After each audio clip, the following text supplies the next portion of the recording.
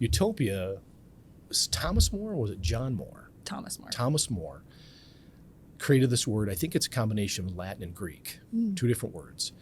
And it means no land. In other words, it cannot exist. And I believe this was coined in 1986. Is that right? 1500s. Whatever.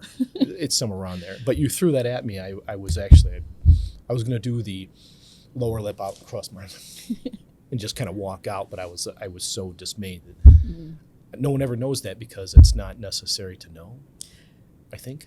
I mean, it depends on what you're talking about, right? Like last week, I had a camp for 6th through 8th graders where they built their own utopia.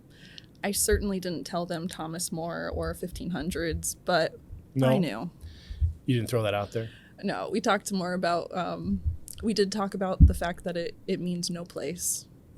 And how we make a read on that, because that's interesting, right? If it's supposed to be this ideal place, but it is translated to no place, that's kind of tongue-in-cheek.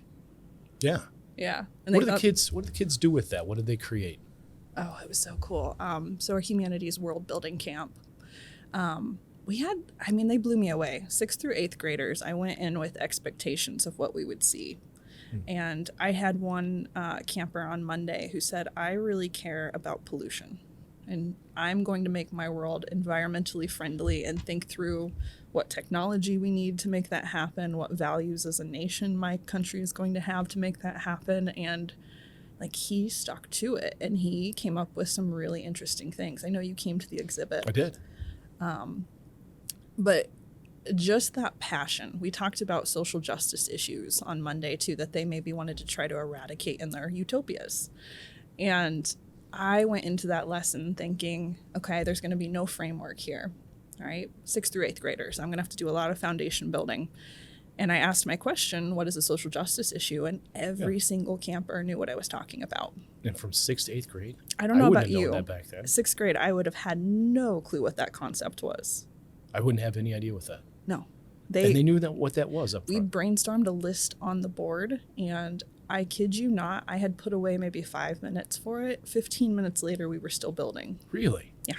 One of the things I saw with the students put in there was something about having a strong military and some other things like this, which, again, another thing in 6th to 8th grade, I have no concept, although I did play with G.I. Joes, which I should, I think, know something about that because I was playing with that.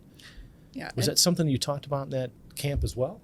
We wanted them on the first day to choose, what does your country value? It was a really, because country is synonymous with utopia here, because we had them think country just to make it a little more bite-sized and easier to think, but it really was utopia building. We asked them, what does your country value? Blank and blank.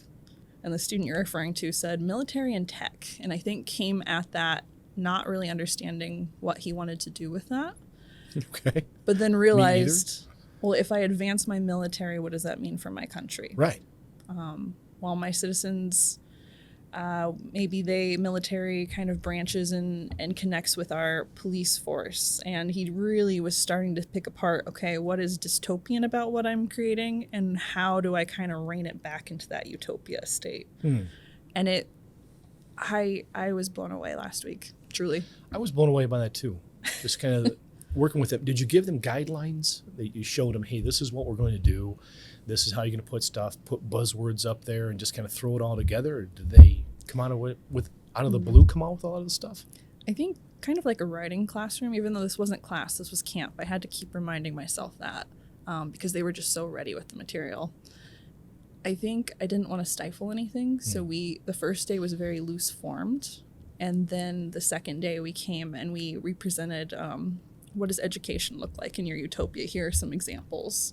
So we were constantly giving them examples, but then they were kind of creating based on something that existed or based on absolutely nothing that existed.